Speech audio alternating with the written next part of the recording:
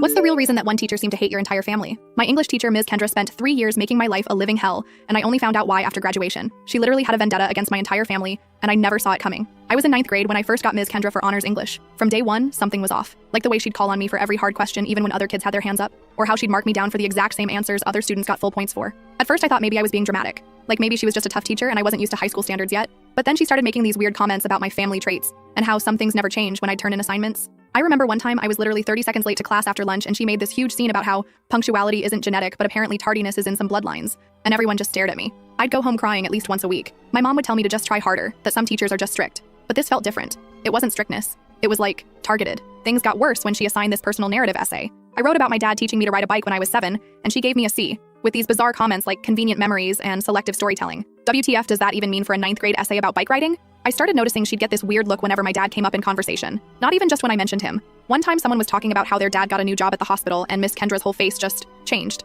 Asked which department super intensely. When they said cardiology, she relaxed but looked at me for like a solid 5 seconds. My dad's an accountant, so IDK what that was about. The real confirmation came when my little brother Trevor started 9th grade while I was in 11th. At dinner one night, he was complaining about his psycho English teacher, and I literally felt my stomach drop before he even said her name. He'd gotten Ms. Kendra too. I asked what she was doing, and he described the same exact treatment. Junior year, I wasn't in her class anymore, but she'd still find ways to mess with me, like volunteering to chaperone field trips I was on, or randomly selecting my locker during contraband checks. She even tried to block me from joining the literary magazine even though my GPA was well above the requirement. I started paying more attention to when her mood would shift. Mentions of my dad were definitely triggers, but also anytime someone brought up weddings or engagements. There was this one time during senior year when Miss Kieran, the nice history teacher, was showing off her engagement ring in the teacher's lounge, and I happened to walk by. Miss Kendra saw me glance at the ring and literally slammed her coffee mug down so hard it cracked. After that, I started a little experiment. I'd casually mention my dad around her just to see her reaction. Nothing obvious, just stuff like, my dad's picking me up early today, or my dad helped me research this topic. Every single time she'd get this tight look around her eyes and find some way to criticize me within the next few minutes. By graduation, I still had no answers. I'd asked my parents if they knew her and they both said no, never met her before parent-teacher conferences.